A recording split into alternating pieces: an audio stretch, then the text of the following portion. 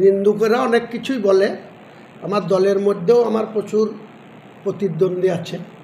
তারা চায় না হুমায়ুন কবির এখানে সম্মান নিয়ে দলে থাকুক, দল করুক, সম্মানিত জায়গায় থাকুক, মানুষের সঙ্গে সুসম্পর্ক রেখে চলুক, নেত্রী মমতা ব্যানার্জির আদর পাক, এটা তো চায় না অনেকেই। সে দলের ভেতরে অনেক লোক চায় না, দলের বাইরের লোক, বিরোধী যারা, তারা তো চায় না। অধীর রঞ্জন চৌধুরীকে আজকে হারাতে পেরে আমি সবথেকে খুশি। আর আমার নেত্রী মমতা ব্যানার্জি এবং আমার নেতা অভিষেক ব্যানার্জির কাছে কথা দিয়ে এসেছিলাম 19শে মার্চ। 10 তারিখে ডিক্লেয়ার হয়েছিল, আর 19শে মার্চ ওখানে গিয়ে কথা দিয়ে এসেছিলাম যে আমি অধীর চৌধুরীকে হারিয়ে তারপরে আপনাদের কাছে মুখ দেখাবো। সেটার পরে মমতা ব্যানার্জি হরিহরপাড়ার মঞ্চে এবং পরবর্তীকালে মালদা থেকে বহরমপুর হেলিপ্যাডে নেমে যখন গাড়িতে বসে আমাকে এবং বহরমপুরের চেয়ারম্যান নারগোপাল মুখার্জিকে স্পেশালভাবে বললেন যে ইউসুফ পাঠানের মা বাবাকে আমি কথা দিয়েছি, দিয়ে নিয়ে এসেছি, সেই সম্মান যাতে থাকে এবং ইউসুফ পাঠান যাতে জিতে, অধীর চৌধুরী যাতে হারে। তো সেটা আমি মমতা বন্দ্যোপাধ্যায়ের সেই নির্দেশটাকে পালন করেছি।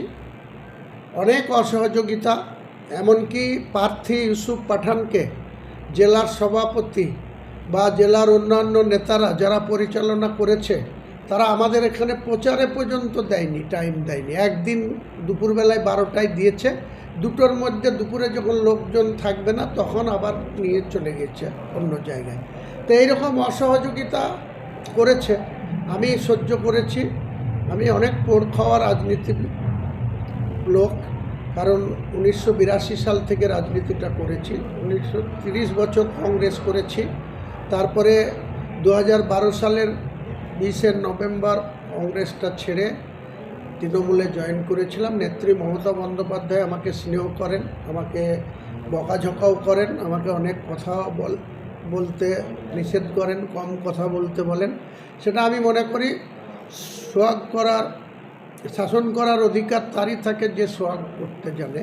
তো মমতা ব্যানার্জি আমাকে যেহেতু স্নেহ করেন, তাই মমতা ব্যানার্জি আমাকে কখনো বকেন, কখনো ধমকি দেন, কখনো কথা বেশি বলতে বারণ করেন, কখনো মুখে মালদাতে বলেছিলেন মুখে কেউ প্লাস্টার লাগিয়ে দেবো।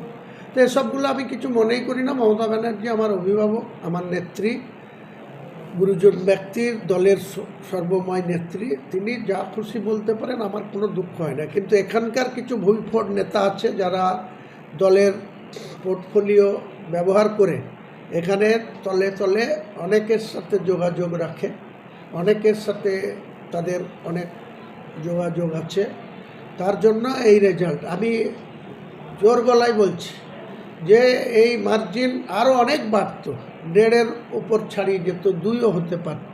কিন্তু অনেকের যারা তৃণমূল কংগ্রেসের নেতৃত্বে বসে আছে, তারা এখানকার আমার যে বিধায়ক, যিনি দলের চেয়ারম্যান হয়ে বসে আছেন, তিনি পর্যন্ত আমাদের মতো লোককেও একদিনও বলেনি যে ইউসুফ পাঠানের হয়ে ভোটটা করতে হবে, বা কোনো প্রোগ্রাম দেওয়া, বা আসা, বা কোনোভাবে কোনো কিছু সহযোগিতা করা, বা কোনো এক কাপ চায়ের পয়সা কর্মীদের দেওয়া, কোনো কিছু করেননি।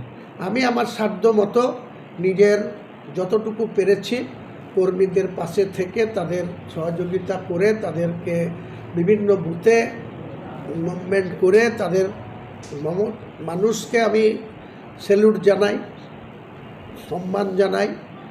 মানুষ কিন্তু আমার এই সম্মানটা রক্ষা করেছে, আমার ইজ্জতটা রক্ষা করেছে। আমি যে চ্যালেঞ্জ নিয়েছিলাম ইউসুফ পাঠানকে জিতাবার, দায়িত্ব আমার শেষ।